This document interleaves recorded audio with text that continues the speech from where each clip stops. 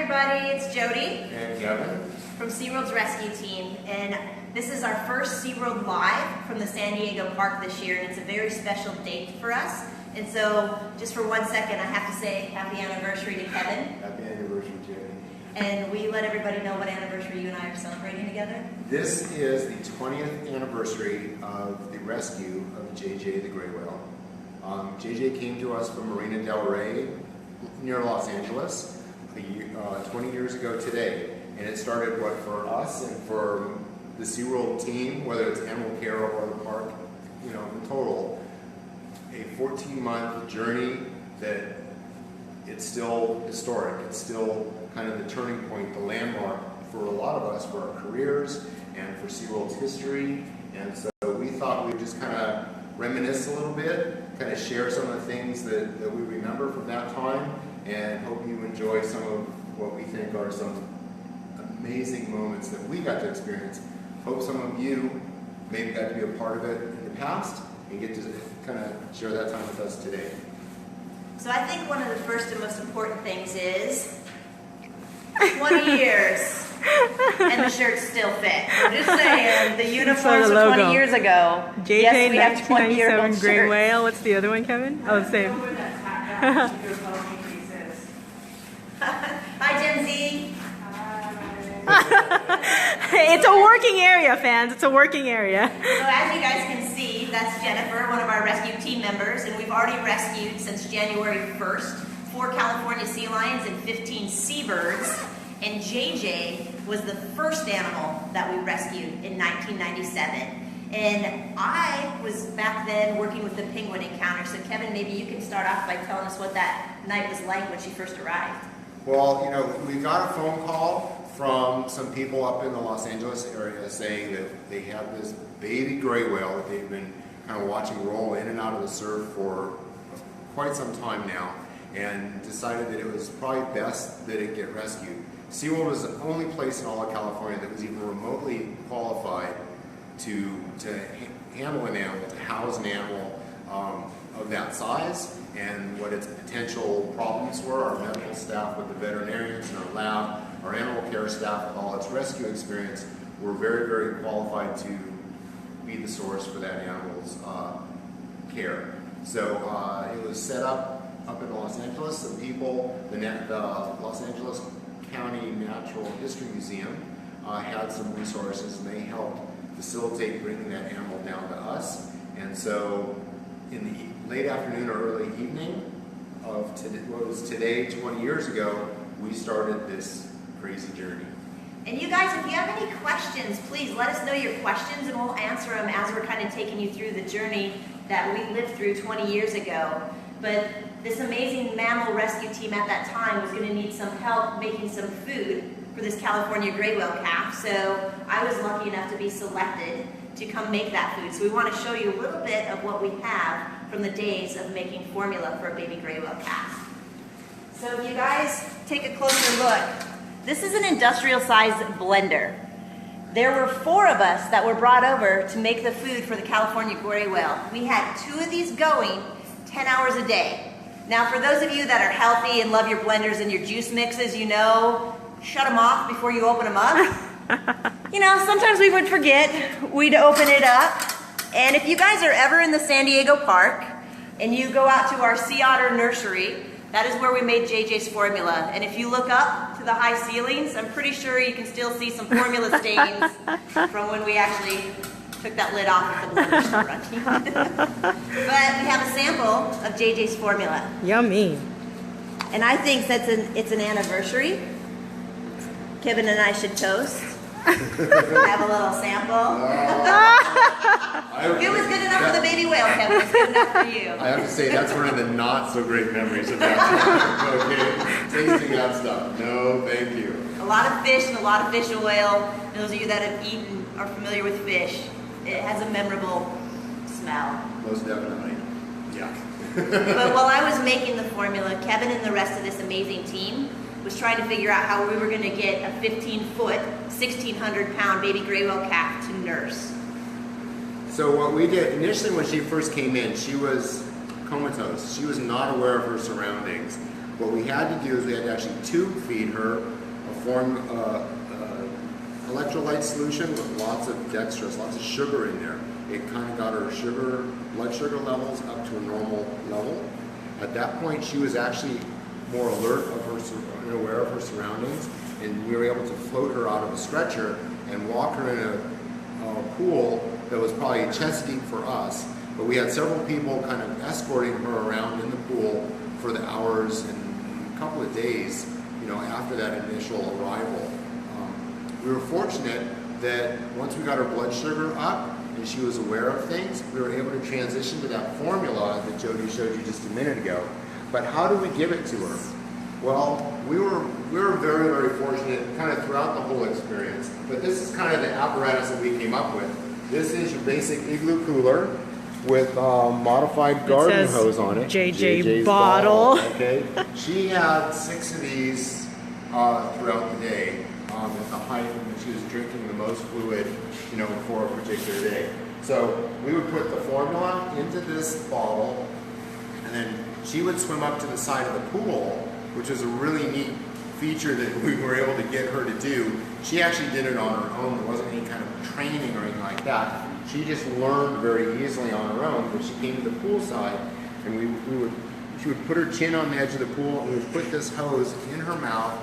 And this basically became like a straw. And she would drink down this volume of fluid in a matter of, 2 minutes or so? It was fast. Yeah, and that was such a cool thing and such a soft tongue when you'd lay this on her tongue and to watch her and see her wrap her tongue around it. It was amazing. But Kevin, we had a question from, I believe it was Clay or Clayton, wondering why more whales that strand aren't rescued or able to be rehabilitated and returned back to the wild. And that is a great question, Clayton, because what happened with JJ 20 years ago, it was the first time it's ever happened, and it hasn't happened since. And one of those reasons are when cetaceans or whales or dolphins are out of their natural element and end up on the beach, they are already so sick that the odds are against them. An animal the size of a whale, whether it's a California gray whale, a killer whale, a pilot whale, being on the beach, the weight of their own body weight actually starts to suffocate them. So time is of the essence. And we were lucky enough in JJ's case that the Los Angeles Natural History Museum could respond to her so quickly, and that there was an organization like SeaWorld. We were the only ones at that time that had the capability to take a whale of her size and the knowledge and be able to attempt to rehabilitate her. True. So JJ drank this formula until mid to late summer. So from January till July or August. And then we started having to consider that, hey, we need to wean her, we need to get her on solid food. Well, again, JJ was the most cooperative of patients. What we did is we started adding krill and cut up small pieces of capelin or fish into this formula so that when she would drink it, she would get little solid chunks, kind of get her more familiar with the texture change that she was going to experience. But then also, she would come up to the side of the pool with her mouth wide open in great anticipation of this. We took that opportunity to throw small handfuls of squid and fish into her mouth. She had no objection to that whatsoever. And before you knew it, we had weaned her off of 6 bottles of this per day to what you see here.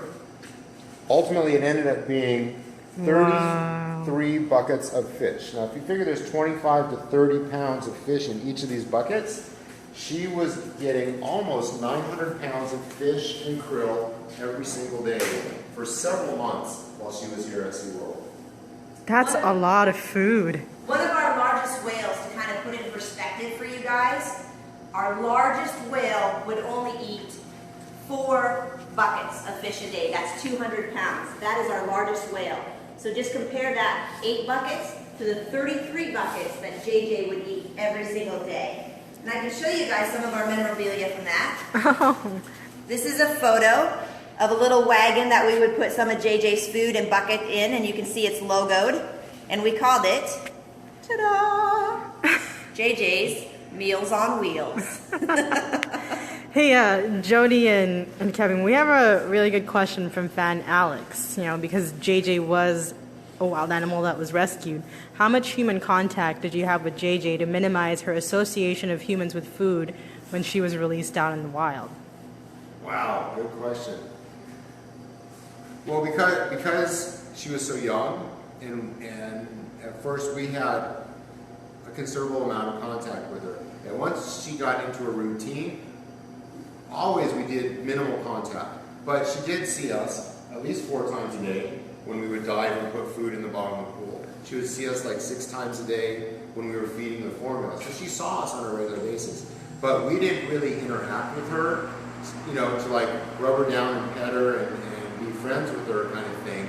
We basically came, we did what we had to do, we were like all business, and then we would walk away. And she was actually okay with that, wouldn't you say? Yeah, Alex, the goal from the beginning was to rehabilitate her and return her to the wild. So if we didn't have to be in her vision or eyesight or interacting with her, and I wouldn't even say interacting with her, it was more, we were her maid service, her feed service, taking care of her. That's all we were doing. Yeah. So in those respects, as always with our rescue animals, with minimal contact, minimal exposure, because we do want to keep that kind of wild element to them. We were, I think, very fortunate in that gray whale personalities, or maybe just JJs, I think it's probably gray whale personalities in general, are not super social. So they're not very dependent on that interaction, like say our dolphins or some of our sea lions are. They're more social animals, and so they seem to kind of hang out in larger groups and socialize in a lot of different ways. Gray whales, even when they migrate, they seem to migrate in small groups, so that would tend to make you think that they're less dependent on that interaction kind of thing. So that worked out to our benefit in this situation. And a lot of JJ's rehabilitation, we contribute to her. A lot of it seemed to be, we say, instinctual and hardwired in the brain of the California gray whale. And JJ was a part of the success of her rehabilitation, a big part. If you guys want, we have some more memorabilia Kevin and I can kind of show you. Yeah, and while we're walking over, Jody, we have a question from fan Maya. How big was JJ? She was big. When JJ first stranded, she was 15 feet and a little over 1,600 pounds.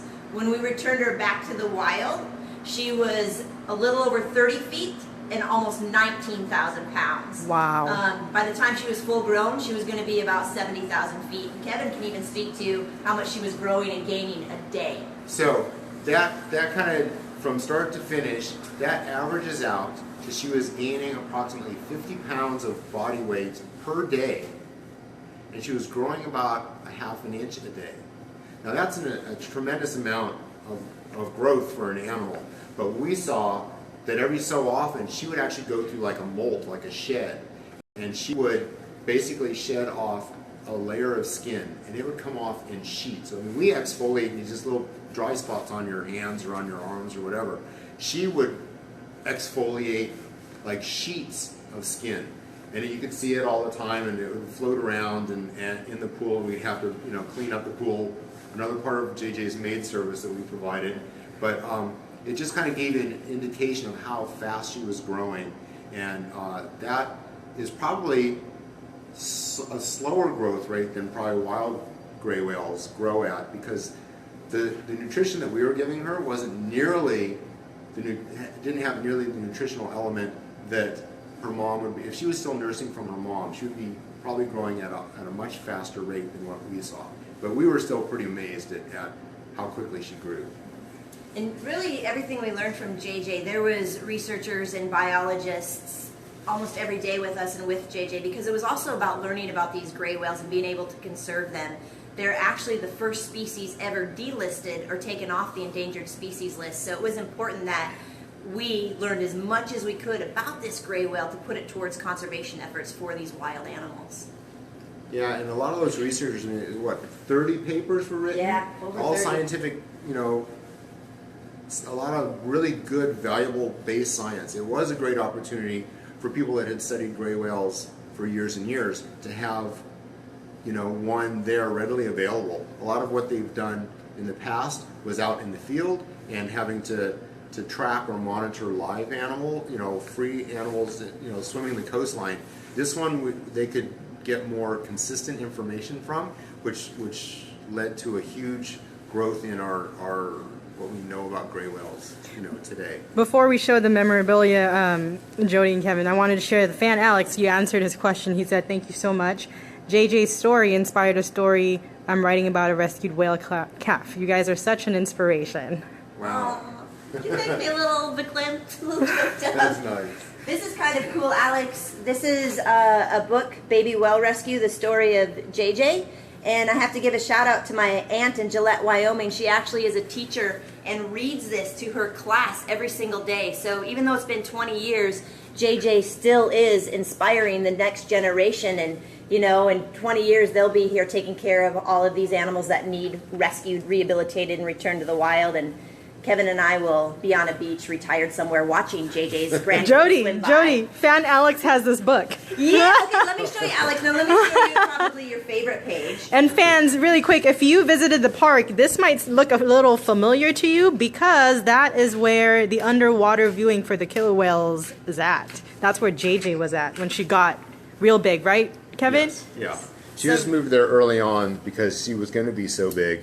We needed a bigger pool, and that was a perfect space. So this is a picture of Kevin and I. This is Kevin, and this is I, and we're cleaning up the food that we fed JJ that she didn't eat. And I know you guys can't tell from this photo, but we actually look the same. We have aged very well.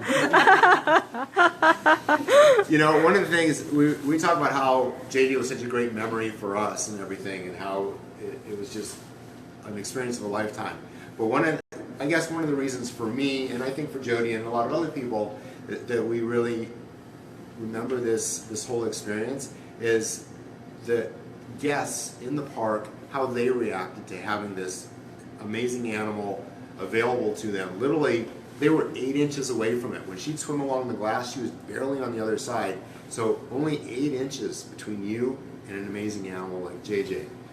We had several schools that would have field trips down to SeaWorld, and they would, as part of their science project or whatever, and they would come and kind of monitor her growth and her progress through the months that we had her.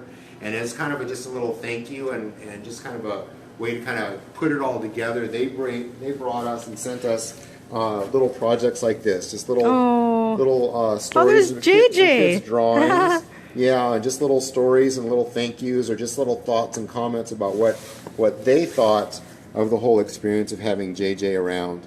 And these are really cool because, we had moms with stroller brigades coming with their kids and their toddlers, and every Tuesday or whatever it was, and they'd come and hang out for a short period of time and watch JJ and stuff like that. And I know for me, one of the coolest things was when she would swim by the glass, people would always put their hand on the glass, like they would just wanted to touch her. And that was it was such a great statement about how people want to connect to creation. And that was just another kind of really neat, experience that I had, just kind of trying to step back and just kind of watch everybody enjoy JJ like we got to. And one of the great things is we actually got to be in the water with her. Yes. And one of the memories I still have is when we dive in that pool, and we were diving that pool 4 times a day in 55, 52 degree water. In a wetsuit, not a dry suit, a wetsuit. Reason being is when we'd put food down for her to eat, we'd go retrieve what she didn't eat so we could monitor how much she was eating and then compare that with her growth rate too. But I still remember her being eye to eye with a gray whale in the water, like for those guests through that glass. It's a moment you can't explain. It's kind of something that you feel, and still to this day, I'm getting choked up even thinking about it. Yeah, it was, there was a lot of really cool times with that animal. We worked a lot of long hours, but I wouldn't trade it for anything. It was a career highlight for me. Absolutely, and for me, it was the beginning of my career. It was the first marine mammal I ever got to be a part of, rehabilitating and returning to the wild, and Kevin and everyone else in that experience so inspired me that that's now what I've been doing for over 20 years, all because of a gray whale cat. That's I think this is the perfect moment to share a comment from fan Jenny saying, I wonder if JJ knew how loved she was. In a weird way, I think she was. She does, or she did. Because, she was very comfortable cruising the glass all day, and she got lots of attention because of all those hands on the glass. All the little toddlers, all the little grandparents, they all did that. And I think, she, in a weird kind of way, I think, she appreciated that. And I agree, and I think she knew when it was time to go, because again, what we talked about before, that hard wiring and that instinct seemed to kick in.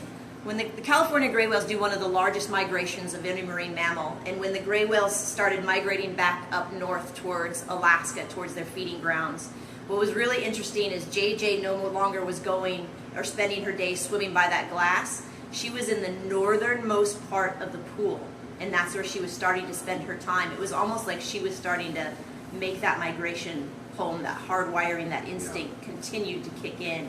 And I think another part of that hard wiring is we noticed, we were, like we had said earlier, we were putting almost 900 pounds of food on the bottom of that pool every single day. And she was eating the overwhelming majority of it. There were very few table scraps for her.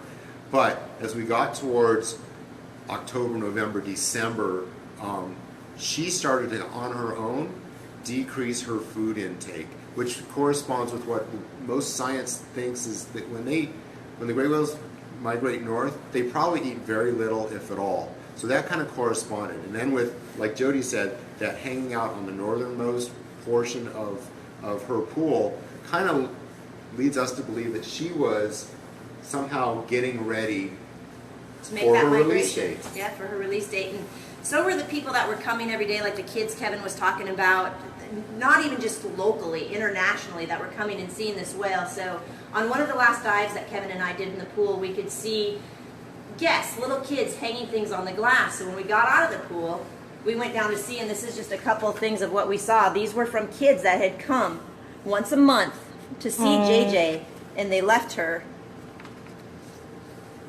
goodbye messages, and we still have them. That's so sweet. But it was time for us to emotionally Exactly. to prepare for the return of our Really quick though, really quick. Where's that cool photo y'all had earlier? There we go. This is the Fans, best check this photo out. of the three of us. JJ, Kevin, and I 20 years ago. Fans, can you send those heart emojis our way?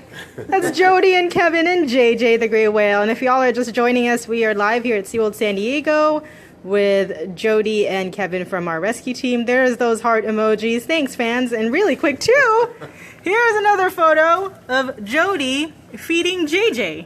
Looks like early in the morning, huh?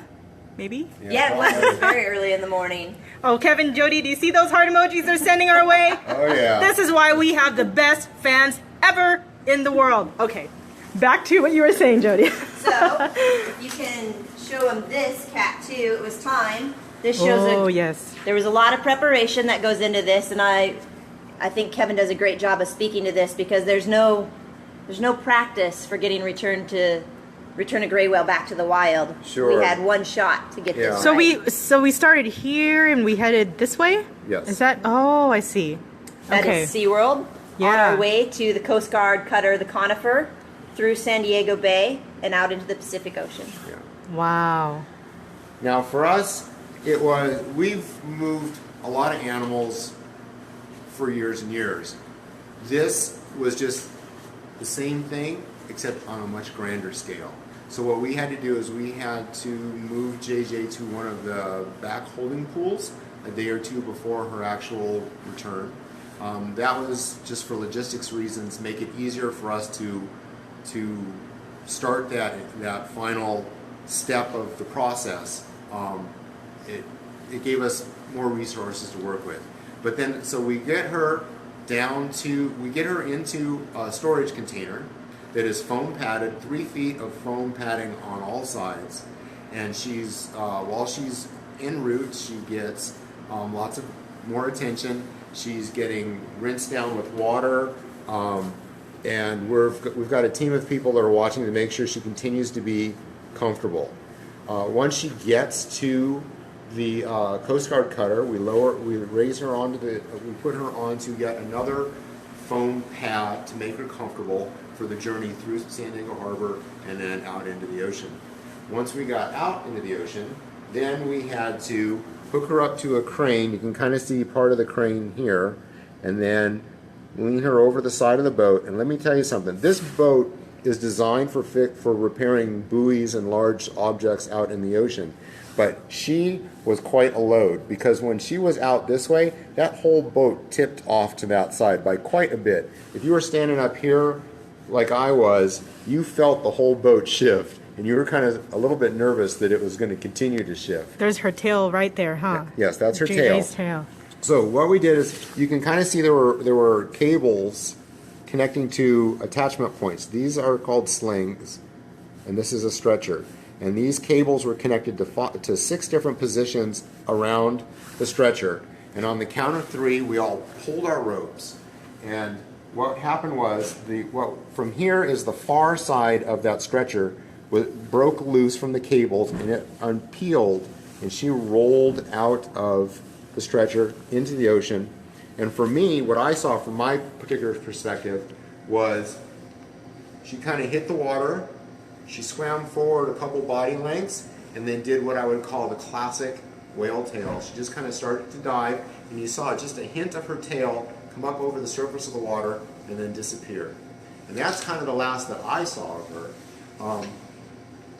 And that was probably, for me, that was the perfect way to say goodbye to this 14-month experience and wish her well. And then from that point on, our researchers got the opportunity to kind of follow her for a day or two. Yes.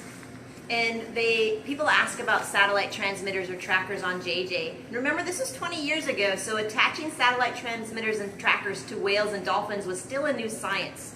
So she did have 2 trackers attached to her. Hub SeaWorld Research Institute senior biologists were able to follow her, and she was doing exactly what we wanted her to. She was acting like a gray whale. And one of the things gray whales do when they feed is they go down and pick up a big old mouthful of sand and silt, push their tongue to the roof of their mouth, their baleen whale, squirt out all the water, and all those microorganisms, those plankton, stick to their baleen.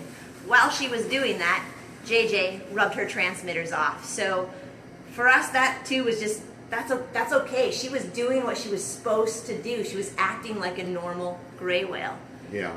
It would have been nice to have gotten some really, really valuable information from those satellite trackers, because they were going to follow her for upwards of 6 months or so. And that would have been amazing science. But at the same time, I think it was probably best in some ways that she not have us following her, because she got to be a gray whale.